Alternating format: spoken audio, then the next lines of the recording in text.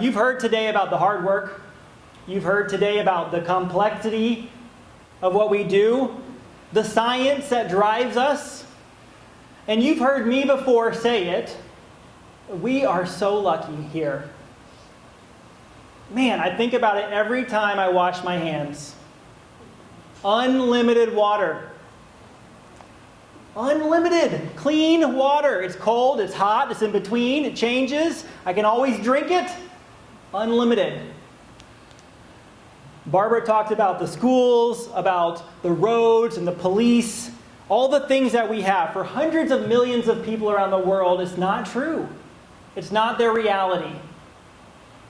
They don't have clean water. They don't have a nurse to deliver their baby. They don't have a road to get to the hospital. Survival continues to be a struggle. Survival. Here in this country, in this room, all of us, we're the luckiest people in the world. We are the luckiest and most privileged people of all time. The resources that we have access to, there's leftover food here. I thought about turning the lights off to see what it was like to not have power. Imagine what that's like. What are we going to do about it? What are you going to do about it? What am I going to do about it? Well, you are. You showed up. You give. You work hard. You don't want to take for granted your privilege. It's a big responsibility that we have. And through this work, we get to live out our values. Through this work, we get to apply science and evidence to affect that feeling we have in our heart, in our gut, in our soul, that it's not fair. It's not right. It's not just for others, for babies to suffer. It's not right. Over the past 17 years that I've been here, people have told me it's a little bit challenging to explain what we do. Dr. Perry has wrote hundreds of pages about this.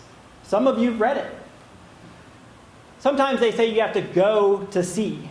But for me, what we do, the bottom line, is we save lives. Moms and children survive. Children thrive. They suffer less. Families suffer less because of us. Many of you have seen it firsthand.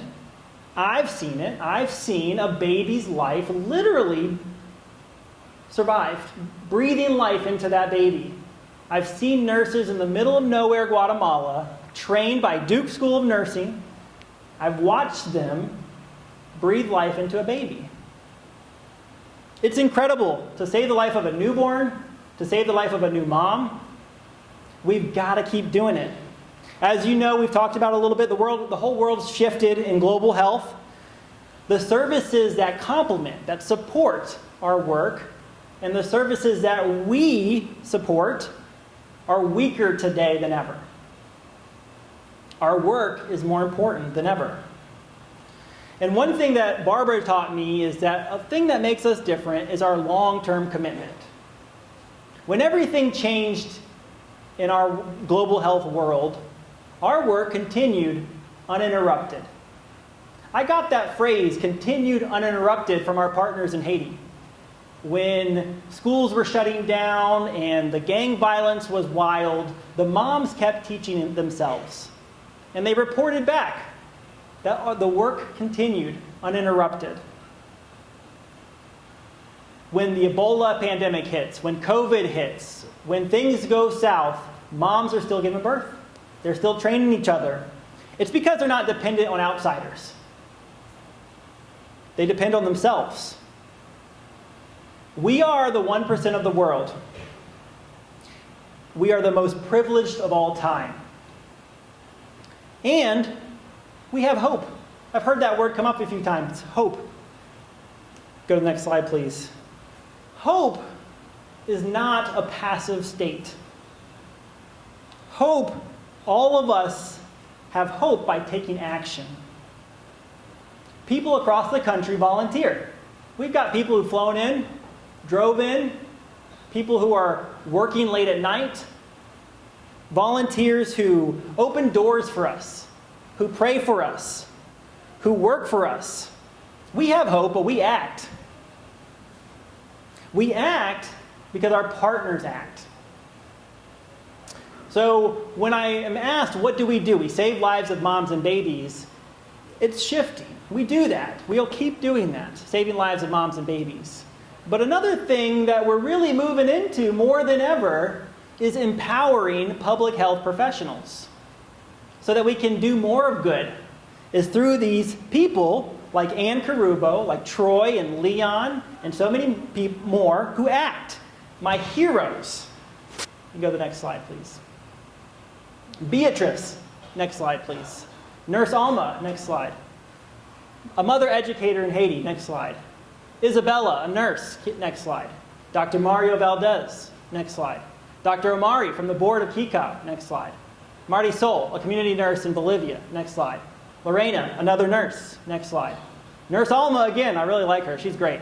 Next slide. Yudi. Next slide. Lamin, a mother educator. Next slide.